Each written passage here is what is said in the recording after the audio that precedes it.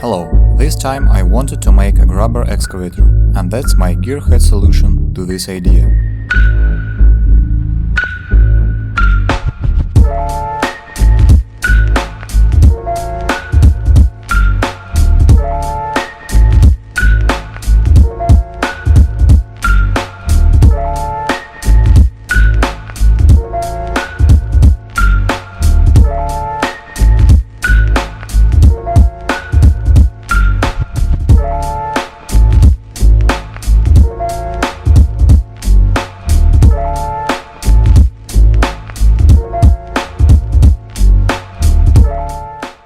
This model was inspired by the original LEGO sets, my favorite LEGO Technic set of all time, set number 8043, and not such complicated but still cool, set number 42006. When I started designing transmission for this model, I faced multiple problems. One of them was lack of power. The first version of transmission includes 2 differentials and 3 L motors, 2 of them for driving back and forth and another one for steering. This transmission allows different speeds for each of the tracks, while motors are working at a constant speed, and because of that, chassis has been able to turn smoothly. Unfortunately, this transmission can't keep all the model weight, because there is only one motor was responsible for the turning in place, and also all the gears provided too much friction in the system. The final transmission is pretty simple, just one L motor for each side and a couple of reducers directly in the tracks to increase torque. As I said earlier, I'm a big fan of the 8043 set, but I never had it, and my first idea was to make a somewhat replica of this set, but on L motors instead of M1s.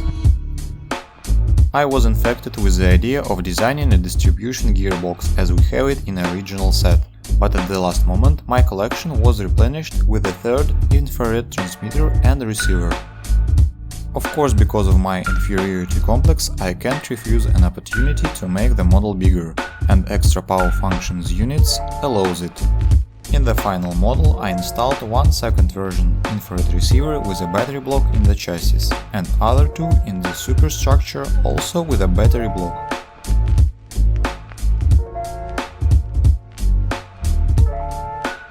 Mechanisms in the superstructure are pretty simple.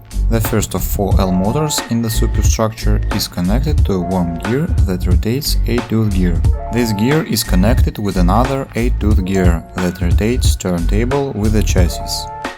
After about half an hour of testing the model, the superstructure stops turning and I hear a crack sound. Axle, which connects to 8-tooth gear, was stuck in the chassis and blocked all rotation. Unfortunately, L motor is so powerful that it just breaks one of the gear teeth and bends some extra. Fixed axle no longer caused problems, and we move on. Right next to the first motor we have second one. This motor distributes torque through a couple of gears in the lower linear actuators. The other 2 motors are located directly in the first section of the boom. We have this L motor driving top linear actuator at the base, using constant velocity and universal joints. Last but not least, we have a compact M motor in the middle of the boom. This motor is responsible for the grabbing function. Torque travels through 2 universal joints into a 3-corner gears mechanism at the pivot of the second section of the boom.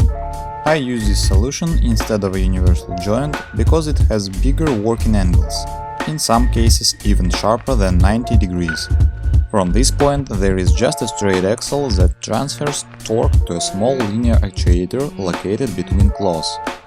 Here we also have 3-corner gears mechanism because of the same need I mentioned earlier. To be fair, I copied the claw grabber mechanism from the 42006 LEGO set. Probably because of my laziness, so there is not much to say about it. Works not ideal, but great. With this model I also have scale issues, it might be my thing. When the boom was completed I started designing the cabin. Pretty soon cabin was finished and I realized that the boom looked a bit small. I had 2 options, increase the boom size or decrease the size of the cabin. Guess what I've done? The first section of the boom grew up and another stinky bug was raised with it. The main problem was this 3-corner gears mechanism. Yes, it has better working angles, but they are limited and the limit was reached. After killing the bug by fixing the attachment point of the top linear actuator, I had to build up the second section of the boom because of proportions. Luckily, this tweak was pretty straightforward and not invited any bugs to the party. This model still has some bugs in it. The most annoying of them is the strength of the track reducers. Gears in the reducers can start crunching when the model is crawling on the blanket or other rough terrain because of the lost grip between them. I hope sooner or later I'll fix it, but most likely I'll just take the whole model apart and do something cooler and exciting. Thanks for watching, subscribe, click the damn bell and like buttons and stay tuned for the updates.